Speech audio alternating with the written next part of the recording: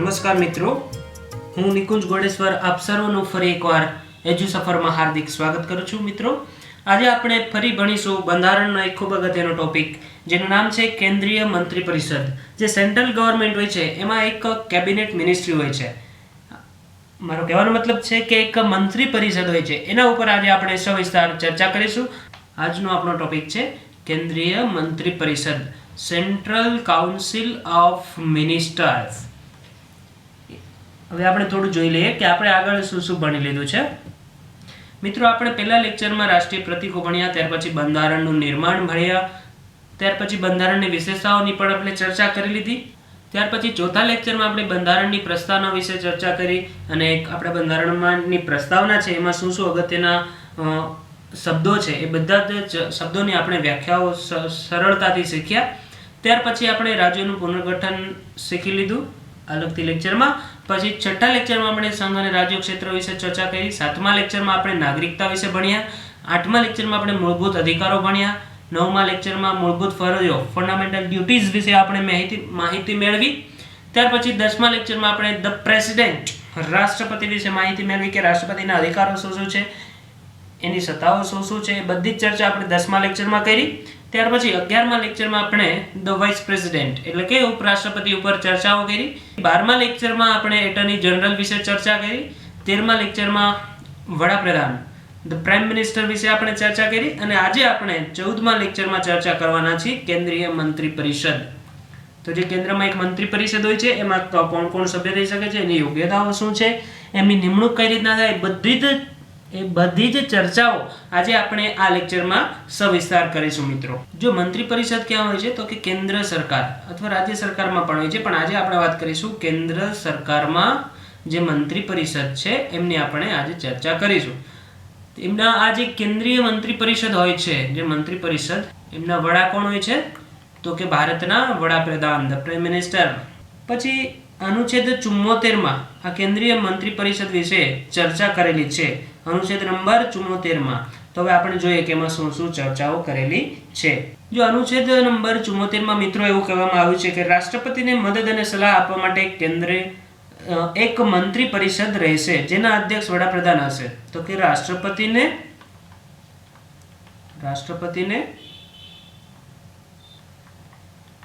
સલાહ અને સૂચન આપવા માટે મંત્રી પરિષદ હશે.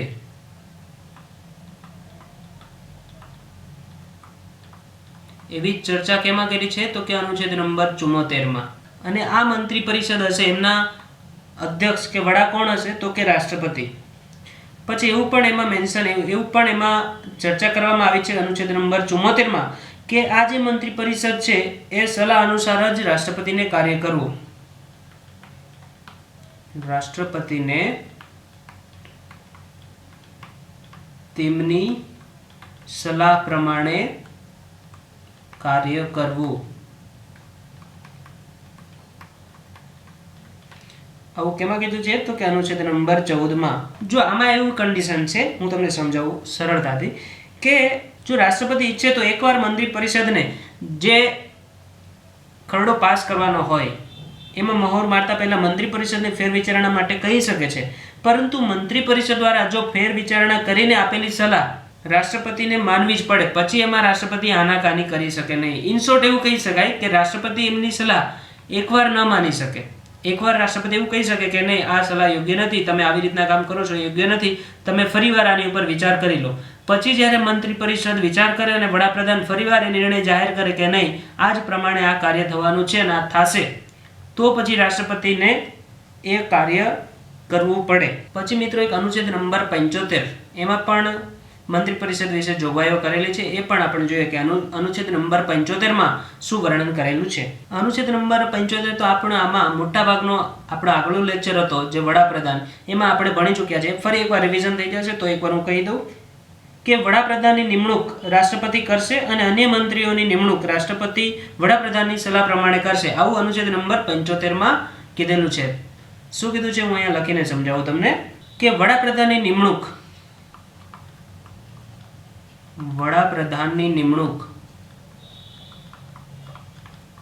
રાષ્ટ્રપતિ કરશે. પછી અન્ય મંત્રીઓની નિમણૂક,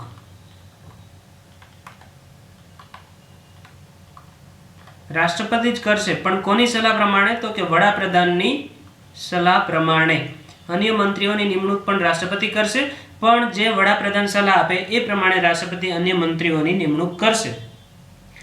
પછી અનુચ્છેદ નંબર 75 મિત્રો એવું પણ કહેવામાં આવ્યું છે કે વડાપ્રધાન સહિત મંત્રી પરિષદની કુલ સંખ્યા લોકસભાની જે સંખ્યા હોય એનાથી 15% વધારે હોવી જોઈએ નહીં. તો કે લોકસભામાં જે સંખ્યા હોય, લોકસભામાં જે સંખ્યા છે એના 15% થી વધારે ન હોવી જોઈએ. જો મંત્રી પરિષદમાં જે લોકસભામાં જે સભ્ય સંખ્યા છે એનાથી 15% વધારે મંત્રી પરિષદમાં સભ્યો હોવા જોઈએ નહીં, એવું અનુચ્છેદ નંબર 75 વર્ણન કરેલું છે. પછી અનુચ્છેદ નંબર 75 એવું પણ વર્ણન કરેલું છે કે જો સંસદ સભ્ય છે એ પક્ષપલટા વિરોધી કાનૂનને પરિણામે સંસદમાં એટલે કે લોકસભામાં અથવા રાજ્યસભામાં અયોગ્ય બને તો મંત્રી પદ માટે પણ અયોગ્ય હશે. તો પક્ષપલટા પ્રમાણે હું અહીં લખી દઉં, પક્ષપલટા પ્રમાણે સંસદ સભ્ય મંત્રી હોય અને અયોગ્ય જાહેર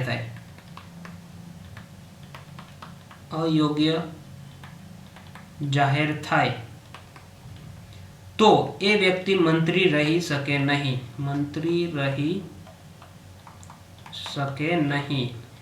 આ શું કીધું અનુચ્છેદ નંબર 75 કે પક્ષપલટા પ્રમાણે, અનુસૂચિ નંબર 10 આનું વર્ણન કરેલું છે પક્ષપલટા કાનૂનનું, કે પક્ષપલટા કાનૂન પ્રમાણે સંસદ સભ્ય જો અયોગ્ય જાહેર થાય પછી એ મંત્રી પણ રહી શકે નહીં. પછી અનુચ્છેદ નંબરમાં બીજું વર્ણન એ પણ કરવામાં આવેલું છે મિત્રો કે મંત્રી પરિષદ સામૂહિક રીતે લોકસભાને જવાબદાર છે. આપણે આ વડાપ્રધાનનો જે આપણે આગલો લેક્ચર ભણ્યા એમાં પણ મેં આનો ઉલ્લેખ કરેલો હતો, પણ અહીં ફરી એકવાર ઉલ્લેખ કરી દઉં કે મંત્રી પરિષદ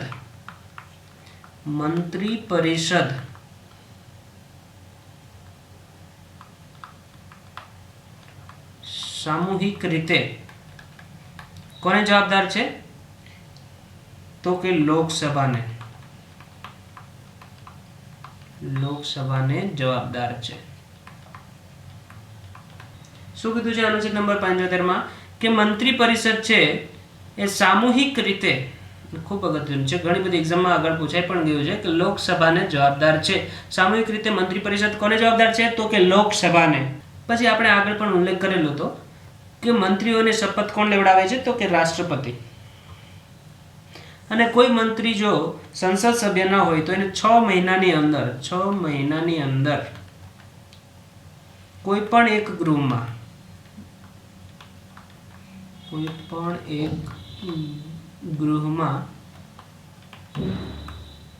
ચૂંટાવવું પડે અથવા સભ્ય બનવું પડે.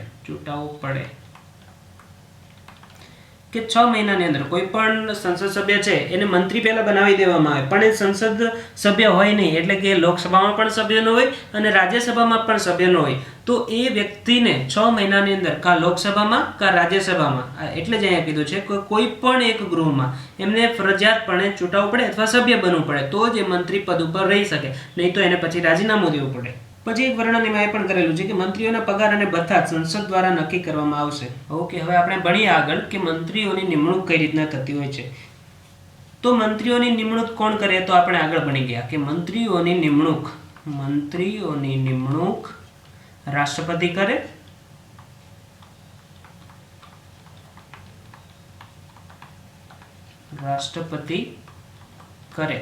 પણ ક્યારે કરે? તો કે વડાપ્રધાનની સલાહ પ્રમાણે જ કે મંત્રીઓની નિમણૂક રાષ્ટ્રપતિ કરતા હોય છે અને એ રાષ્ટ્રપતિ છે એ વડાપ્રધાનની સલાહ અનુસાર જ કોઈ વ્યક્તિને મંત્રી બનાવતા હોય છે. પછી મંત્રી બનવાની યોગ્યતાઓ શું શું છે એ આપણે જોઈ લઈએ કે સંસદના બંનેમાંથી કોઈ એક ગૃહનો સભ્ય હોવો જોઈએ અને જો ન હોય તો 6 મહિનામાં ચૂંટાવવું જોઈએ. પહેલા તો એક સંસદ સભ્ય હોવો જોઈએ.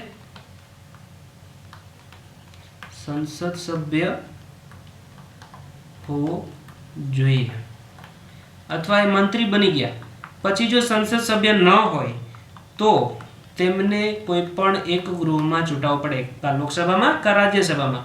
કોઈ પણ એક ગૃહમાં એમને ચૂંટાવવું અથવા સભ્ય બનવું પડે, સભ્ય બનવું પડે. પણ કેટલા ટાઈમની અંદર? તો કે 6 મહિનાની અંદર. 6 મહિનાની અંદર. અને 6 મહિનાની અંદર કોઈ પણ એક ગૃહમાં એટલે કે લોકસભામાં, અહીંયા હું લખી દઉં, લોકસભામાં અથવા રાજ્યસભામાં. પછી આપણે આગળ ભણીએ. હા, પહેલા આપણે યોગ્યતા ફરી એકવાર રિવીઝ કરી લઈએ કે યોગ્યતા શું છે કે સંસદ સભ્ય હોવો જોઈએ, જેને મંત્રી બનવું છે કાંઈ સંસદ હોવો જોઈએ, અથવા તેમને કોઈ પણ એક ગૃહમાં ચૂંટાવવું પડે જો એ સંસદ સભ્ય ન હોય તો. અને એ કેટલા ટાઈમમાં? તો કે 6 મહિનાની અંદર. 6 મહિનાની અંદર એને લોકસભામાં અને કાં પછી રાજ્યસભામાં એને સભ્ય બનવું પડે તો એ મંત્રી પદ ઉપર રહી શકે છે. પછી આપણે જોઈએ એની શપથ કોણ લેવડાવે અને એના પગાર ધોરણ. તો કે રાષ્ટ્રપતિ હોય છે, જે ભારતના રાષ્ટ્રપતિ છે, રાષ્ટ્રપતિ મંત્રીઓને શપથ લેવડાવે છે. ભારત દેશનો જે રાષ્ટ્રપતિ હોય છે એ મંત્રીઓને શપથ લેવડાવે છે. ત્યાર પછી આપણે પગાર ધોરણ વિશે ચર્ચા કરીએ. તો કોઈક જે સંસદને જે પગાર આપવામાં આવે, સંસદ સભ્યને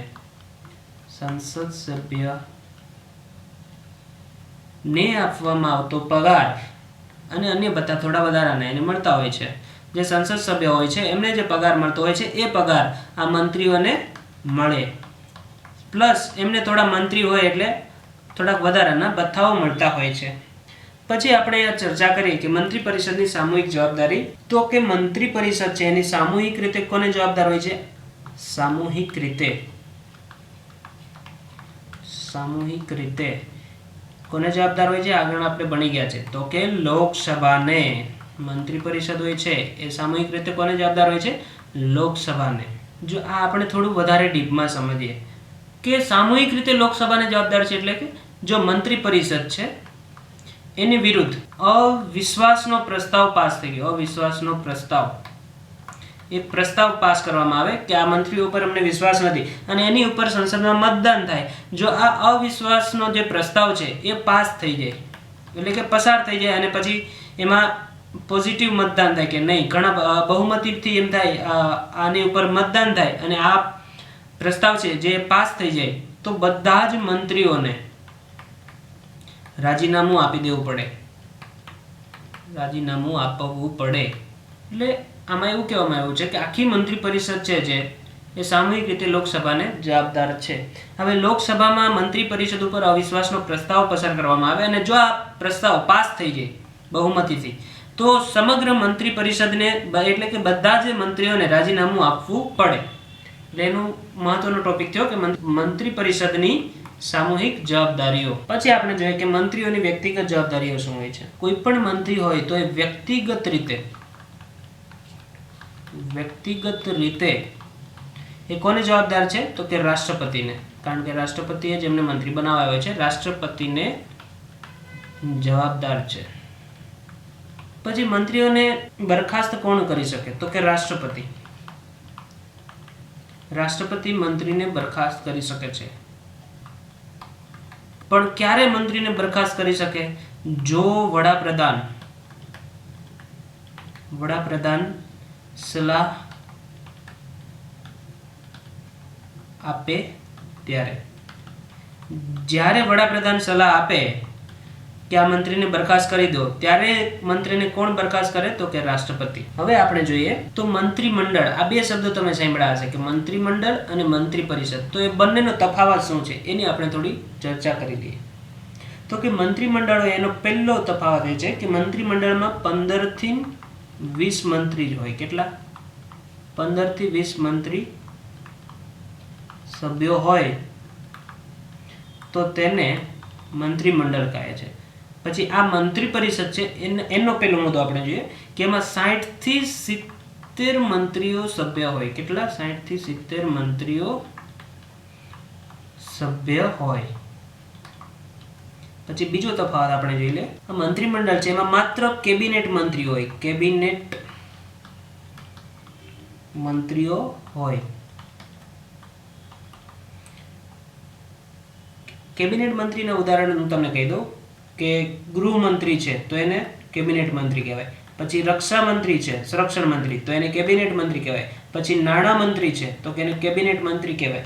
પછી વિદેશ મંત્રી છે, હાલમાં કોણ છે? સુષ્મા સ્વરાજ, તો એ કેબિનેટ મંત્રી છે. આમ જે અગત્યના મંત્રીઓ છે એને કેબિનેટ મંત્રી કહેવાય છે. અને અહીંયા મંત્રી પરિષદમાં એનો બીજો મુદ્દો આપણે જોઈએ.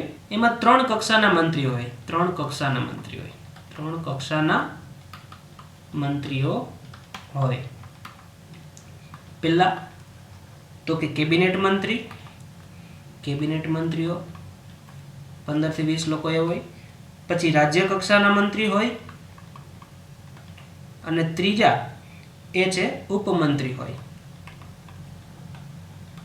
જો કેબિનેટ મંત્રી હોય ને એની પાસે સરકારના મહત્વપૂર્ણ જે મંત્રાલયો છે એમાં ગૃહ મંત્રાલય, રક્ષા મંત્રાલય, નાણાં મંત્રાલય કે વિદેશ મંત્રાલય, આ થયા મહત્વના મંત્રાલયો. તો એ બધા કેમાં હોય? તો કે કેબિનેટ એટલે કે મંત્રીમંડળ, કેબિનેટ મંત્રીઓ હોય.